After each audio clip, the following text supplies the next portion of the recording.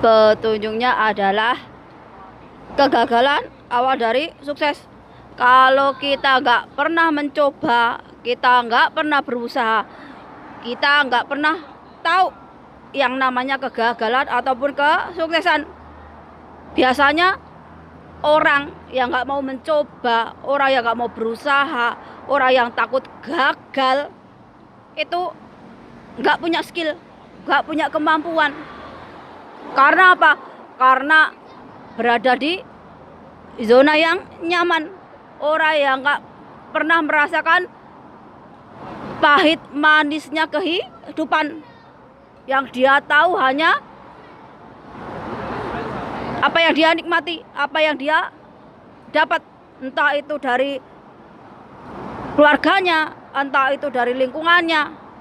Makanya orang kalau sudah orang yang kayak begini biasanya mentalnya mental cengeng, mentalnya mental tempe. Artinya apa? Orang yang gampang baperan, orang yang gampang ngeluh, orang yang gampang putus asa, orang yang gampang mutungan. Karena apa? Karena dia nggak pernah mengalami yang namanya jatuh bangun dalam hidup.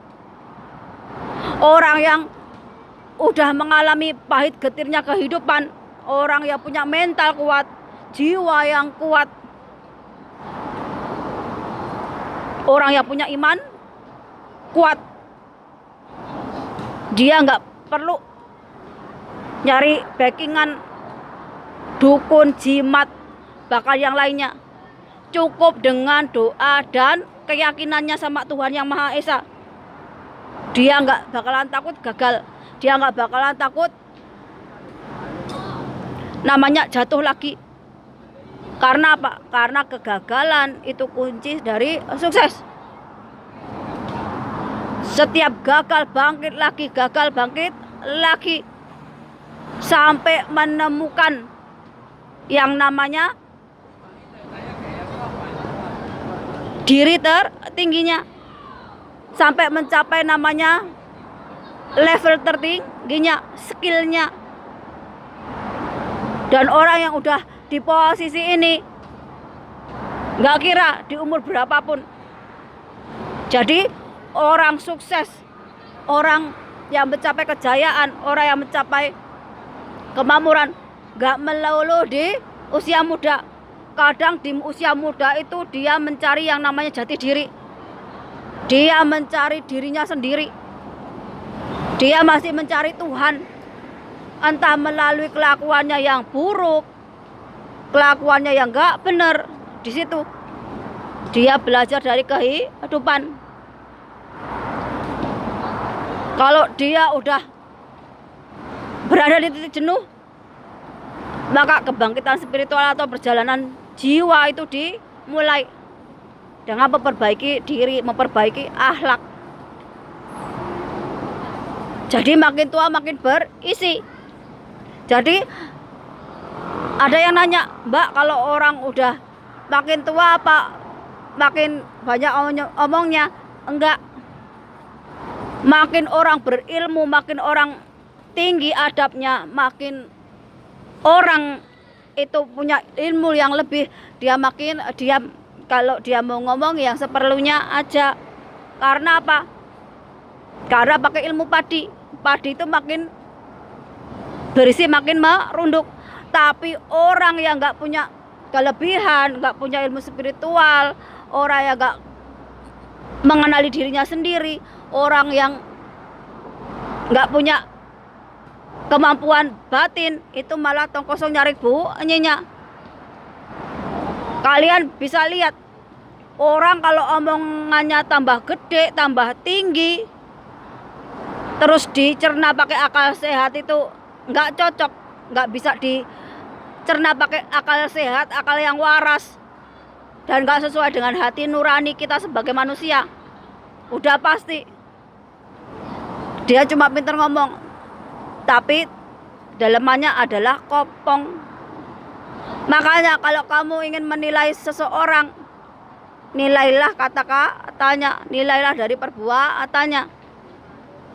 Orang kalau udah hatinya baik, hatinya bersih, perkataan dan perbuatannya pasti akan selaras dengan batinnya. Tapi kalau omongannya nggak bisa dipegang, kelakuannya nggak bisa jadi contoh, ya hatinya juga rusak, hatinya juga nggak bisa dihidupkan lagi, artinya hatinya mati. Kalau udah hati yang mati, orang itu nggak punya rasa kemanusiaan, orang itu nggak punya rasa welas asih, isinya cuman iri, dengki, dendam, kebencian, ya seperti itu hatinya. Tapi kalau hatinya bersih, hatinya bisa sesuai dengan perkataannya, perbuatannya, tentu saja orang seperti ini udah mengenali dirinya sendiri dan udah ngerti Tuhan Yang Maha Esa. Jadi kalau mau menilai seberapa imanmu, keyakinanmu sama Tuhan, ya melalui perbuatanmu, melalui kelakuanmu di kehidupan nyata ini.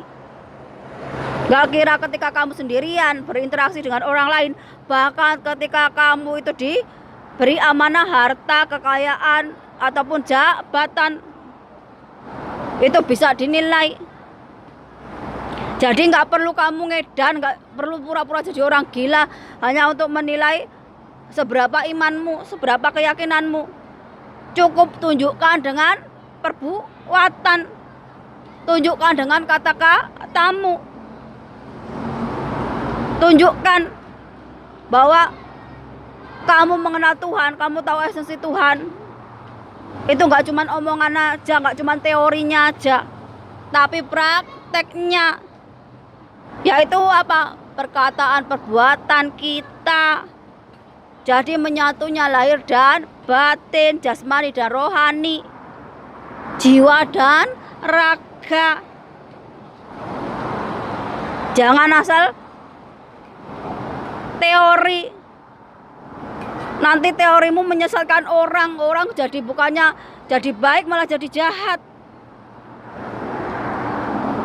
Makanya kalau mau nyari ilmu, carilah sampai ke negeri Cina, sampai ke Arab, sampai ke Eropa, tapi yang baik, pakai akal yang sehat, akal yang waras, juga nggak bertentangan dengan hati nurani, rasa kemanusiaan kita.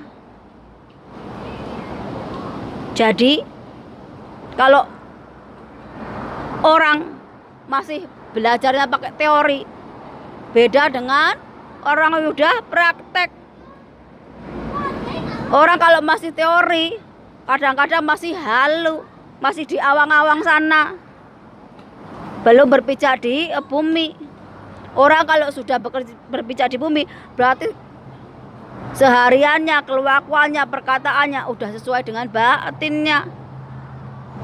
Hati, pikiran, perkataan, perbuatan udah menyatu, nggak halu lagi. Nih, hati-hati buat yang masih ngehalu, yang masih bangga dengan gelar, dengan jabatan, dengan nasab, dengan keturunan, dengan apapun. Nah, kalau kamu mati, itu gak bakalan ditanyain tuh gelarmu. Yang ditanyain ya amal perbuatanmu selama kamu hidup. Udah itu aja. Gak bakalan kamu ditanya anaknya siapa, pangkatmu apa, hartamu seberapa. Wah, kalau kamu mati, ya gak bawa apa-apa.